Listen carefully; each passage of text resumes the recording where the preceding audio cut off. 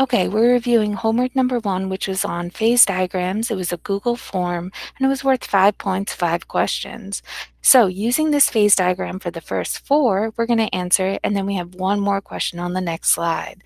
So which letter represents the x-axis, which shows temperature on the phase diagram? So it's asking us which letter. So remember our x-axis will go across. So we would say that the letter represents L. So we're going to have our temp down here on the bottom. Remember that P on our Y would represent pressure. It didn't ask, but I'm going to fill it in anyway.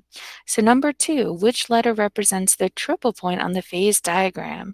So remember, triple means 3, so we're looking where 3 colors meet, and we would see that our triple point would be a lowercase b.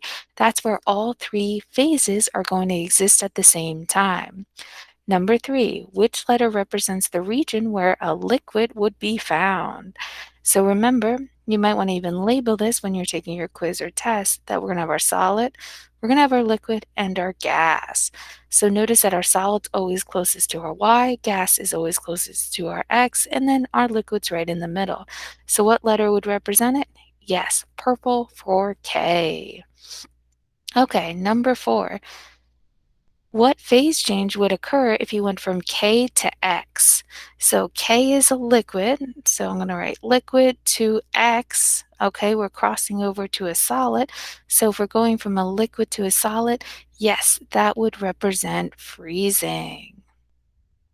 Okay, number 5, the last one from the homework. What state of matter would it be if it was at 5 atm and negative 50 Celsius?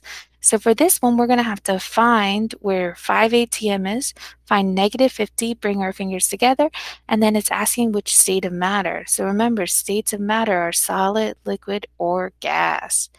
So let's find 5 atm first. I would say it's pretty much about here, and then we're going to find negative 50.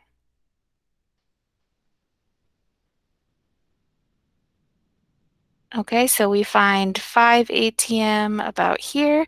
We find negative 50 about here. And so we would say that it was a gas or a vapor for this one.